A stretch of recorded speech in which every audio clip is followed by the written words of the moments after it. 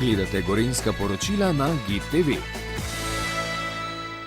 Zaključek letošnje zelo uspešne dirke okrog Slovenije, Ekstrem, gospod direktor, kaj bi dejali za epilog? Dirka res je bila uspešna, sami sicer dosti kritično gledamo na samo dirko, kar je prav, želimo jo še izboljšati, narediti še bolj atraktivno in še bolj zanimivo za same tekmovalce. Ekipa naša sodniška, prav tako ekipa sodnikov na terenu kot v štabu in na cesti se je zelo izkazala, brez njih praktično dirka ne bi potekala varno in pripeljala v cilj vse te tekmovalce v teh različnih kategorijah. Pač na terenu se zgodijo marsikakšne nezgode, kakorkoli utrujenosti, zaradi katerih so potem tudi tekmovalci odstopili, ampak to je ekstrem, se dogaja in upajmo, da se ti tekmovalci tudi v naslednjem letu vrnejo. Povejte 5 ključnih točk vaše dirke, koliko kilometrov, kakšna dirka je?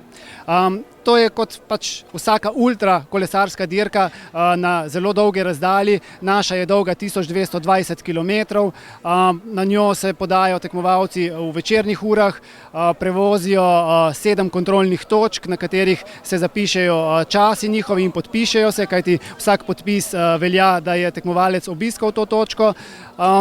Sama trasa je od tekmovalcev zahtevala precej napora, recimo prvi tekmovalec oziroma četvorka, ki je prišla v cilj, je potrebovala za to 39 ur.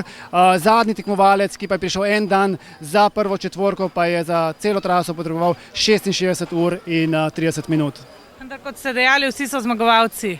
Popolnoma vsi so zmagovalci, prav tako tisti, ki so bili prvi in tisti, ki so bili zadnji, pa enostavno tudi tisti, ki so odstopili, kajti že to, da se prijaviš na tako težko dirko in jo poskušaš odpeljati, je zmaga.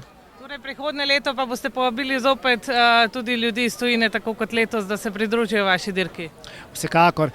Zgodovina ultrakolesarjenja je pestra, vsi poznamo pokojnega Jureta Robiča, njegova zapuščina je praktično tudi ta dirka in to zapuščino je potrebno pokazati celemu svetu, ker praktično tudi dirke, ki so po svetu, tako v Evropi kot tudi v Ameriki, vsem znana dirka okoli Amerike, na vseh teh dirkah je Slovenija pustila svoj pečat in tega se moramo zavedati. Kako se počutite kot zmagovalec DOS Ekstrema?